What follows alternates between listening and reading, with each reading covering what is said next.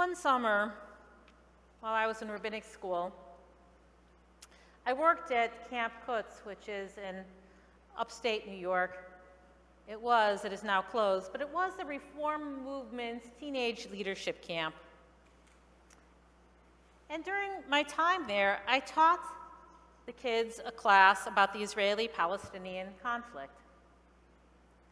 And in one of the sessions, I brought them texts from the Quran and texts from the Torah, but I didn't tell them which texts were from which book. And I asked them to tell me if they knew which books were from the Torah and which books were from the Quran. Now, of course, I tried to make it difficult for them. That was the point of the exercise, that there were some texts that talked about peace and some texts that were more warlike, and they couldn't figure out which text came from which book. And I said I did this intentionally, because sometimes when we're within a tradition, we look at the good parts of it, and we think that those other people, they're not so good. But the fact of the matter is that in both of our Holy Scriptures, we have verses that talk about peace and verses that talk about war. But if we live within a tradition, we like to see its good side.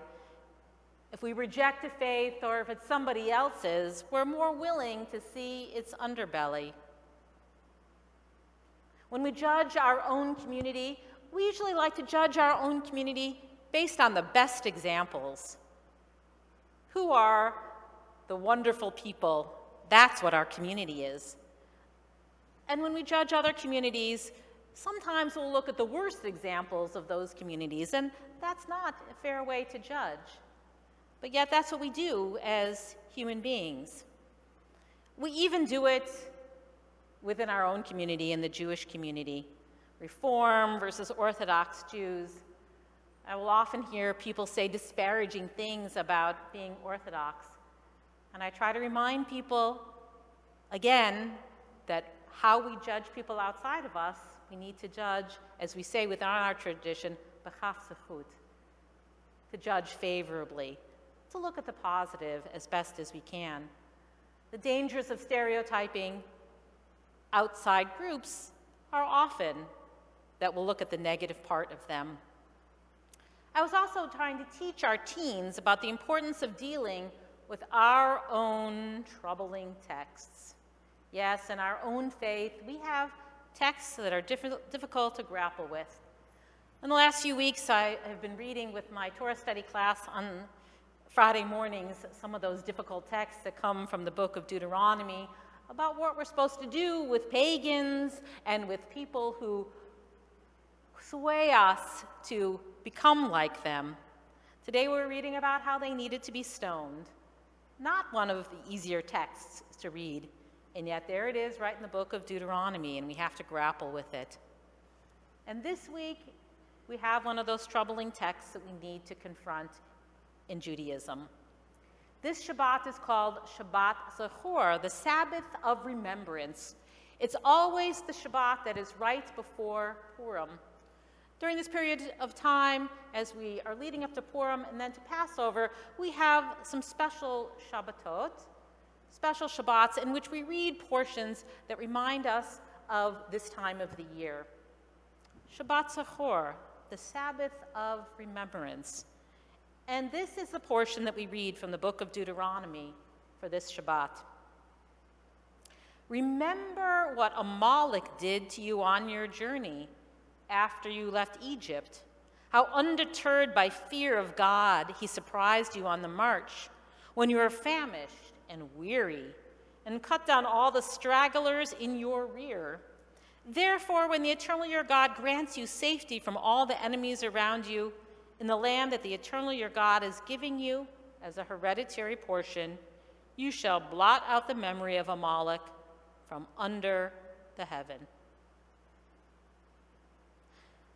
That God says that when you enter into the land, which is what the Israelites are about to do, they're now at the end of the book of Deuteronomy when this passage is read, that if you find any people from this tribe, you need to wipe them out completely for what they did to you. That as you left Egypt, they came from behind and attacked you.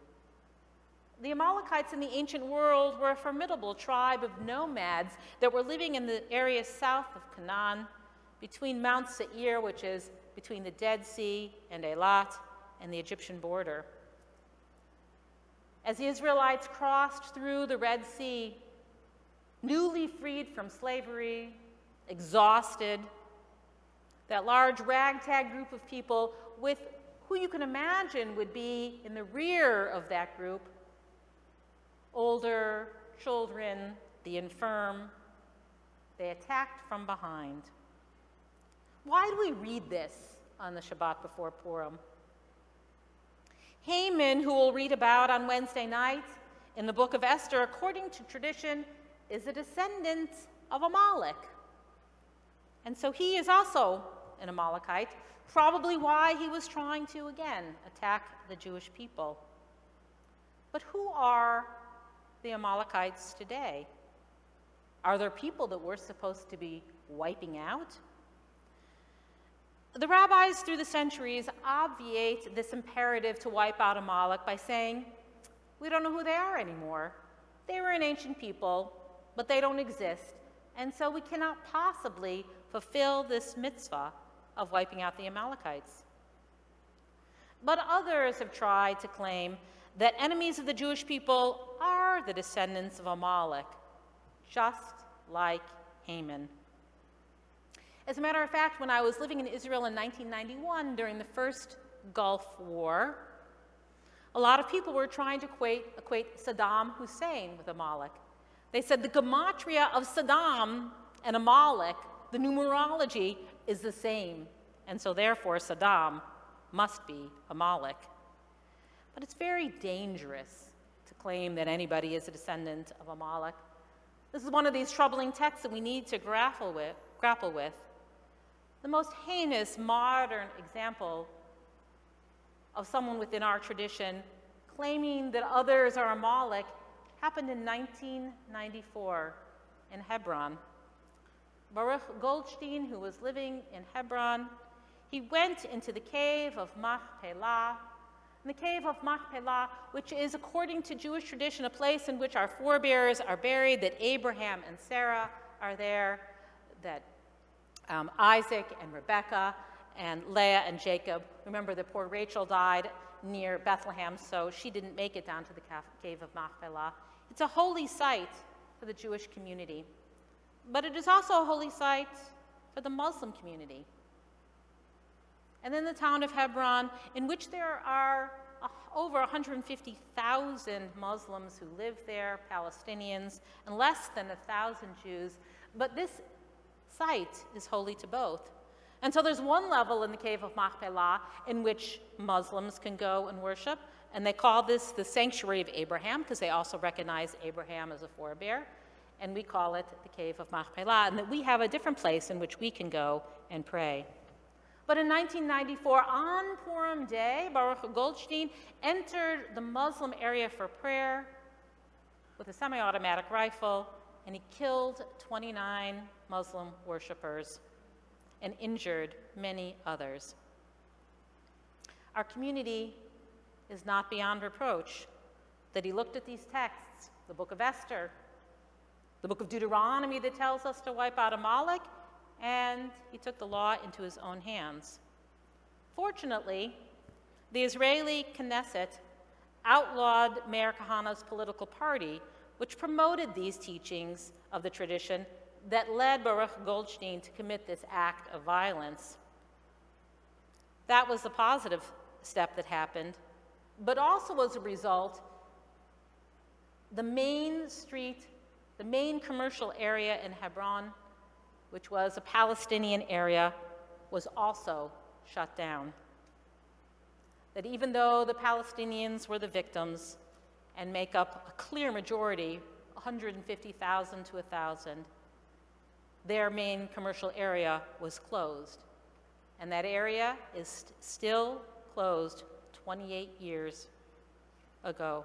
It started and it is still closed today. And Baruch Goldstein's grave which is in Kiryat Arba, which is like a suburb of Hebron. His grave is revered by the community there, and inscribed on his tombstone are these words, "He who has clean hands and a pure heart," Psalm 24:4. It's very troubling to go to Hebron and to see this main commercial area closed. It's very troubling to see Baruch Goldstein's tombstone revered and with this verse from Psalms on it. And so we continue to have to grapple with this idea of what do we do with this verse? What do we do when we are told to wipe out Amalek? And what about the Book of Esther? The Book of Esther, of course, we can read as a farce. That was really what it's meant to be, not how Baruch Goldstein read it, or perhaps even as a revenge fantasy. But as we get towards the end of the book, the slaughter of the people in Shushan seems extreme. And most scholars think it's exaggerated to be outrageous, like the whole book. And of course, how do we celebrate? We wear costumes and we have fun.